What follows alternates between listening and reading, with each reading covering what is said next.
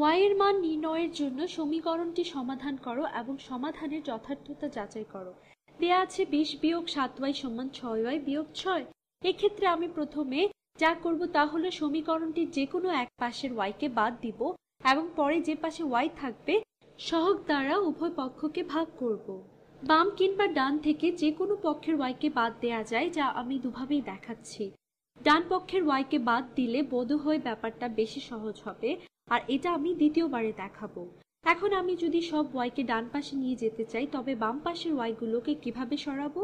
যেহেতু বাম পাশে ঋণাত্মক 7y আছে, সেক্ষেত্রে আমি উভয় পক্ষে ধনাত্মক 7y যোগ করতে পারি।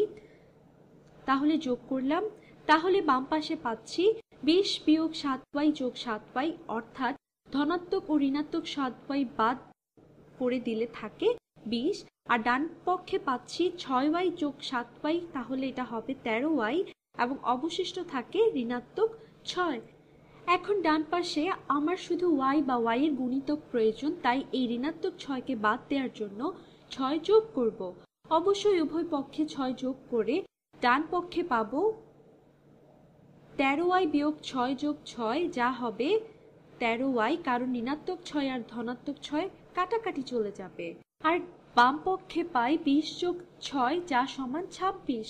অতএব আমি পাচ্ছি 26 সমান 13y। আমি ডান পাশে সবগুলো y কে নিয়ে যেতে পারছি, যার সাথে 13 গুণ আকারে রয়েছে। এখন আমি যদি শুধুমাত্র y ডান পক্ষে রাখতে চাই, তবে আমাকে উভয় পক্ষকে 13 দ্বারা ভাগ করতে হবে। এখন 13 দ্বারা ভাগ করি।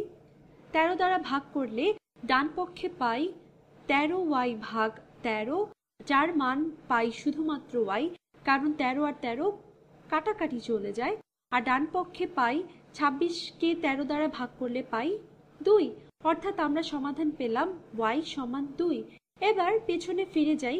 কেন আমি বলেছিলাম যে সবগুলো y কে ডান পক্ষে নিয়ে গেলে সহজ হবে?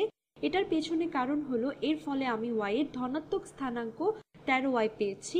আমি যদি উভয় পক্ষে 6y বিয়োগ করতাম, তবে বাম পক্ষে ঋণাত্মক 13y পেতাম।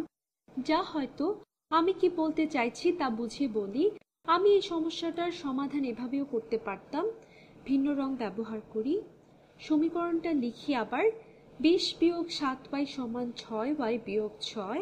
উভয় পক্ষে ঋণাত্মক 6y যোগ করি, তাহলে বাম পক্ষে পাই 20y বিয়োগ 13y এবং ডান পক্ষে পাই 6y বাদ দিয়ে পাই 6y, 6y কাটাকাটি হয়ে গেলে পাই ঋণাত্মক 6। উভয় পক্ষ থেকে এখন যদি 20 বিয়োগ করি, তাহলে 20 বাদ চলে যাবে এবং আমি বাম পক্ষের y গুলোকে আলাদা করতে পারবো। তাহলে বাম পক্ষে পাচ্ছি ঋণাত্মক 13y, কারণ এই 20 কাটাকাটি হয়ে যায়, আর ঋণাত্মক 6 আর ঋণাত্মক 20 মিলে হচ্ছে ঋণাত্মক 26। এখন আমি উভয় পক্ষকে 13 দ্বারা ভাগ করব। ঋণাত্মক 13 দ্বারা উভয় পক্ষকে ভাগ করে পাচ্ছি, কোনো কিছুকে ঋণাত্মক 13 দ্বারা গুণ করে ঋণাত্মক 13 দ্বারা ভাগ করলে সে কিছুটা পাওয়া যায়। অতএব বাম পক্ষে পাচ্ছি শুধু y, আর অন্যদিকে ঋণাত্মক 26 ভাগ ঋণাত্মক 13 সমান হচ্ছে 2, অর্থাৎ y সমান 2। দেখা যাচ্ছে দুইভাবে এই সমাধান করা যায়। এখানে আমি y গুলোকে বাম পক্ষে রেখেছিলাম এবং এখানে ডান পক্ষে প্রথমে ডান পক্ষে y রেখেছিলাম, কারণ সব মান ধনাত্মক পাওয়ার জন্য। কিন্তু দ্বিতীয়বার যেভাবে সমাধান করলাম সেটিও সঠিক একটি উপায়। সর্বশেষ যে কাজটি আমাদের করতে হবে তা হলো প্রাপ্ত মান সঠিক কিনা তা যাচাই করতে হবে।